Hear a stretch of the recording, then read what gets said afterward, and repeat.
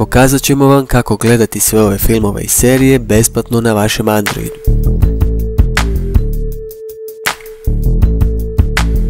Za gledanje filmova i serija potrebna vam je besplatna aplikacija Showbox, no nju ne možete skinuti preko Play Store-a jer je besplatno gledanje filmova i serija ilegalno. Stoga pokrenite vaš internet pretraživač i skinite aplikaciju direktno preko njihove stranice. Link je ispod videa. Slijedite upute sa vašeg ekrana, a kako nismo skinuli aplikaciju preko Play Store-a, morate ići u postavke, sigurnost i dopustiti instalaciju aplikacija izvan Play Store-a. Ponovno pokrenite i dovršite instalaciju. Na izboru imate 1000 filmova i serija koje možete sortirati po raznim kategorijama i dodavati u vašu listu radi lakšeg pronalaska. Same filmove ili serije možete iskinuti na vaš uređaj.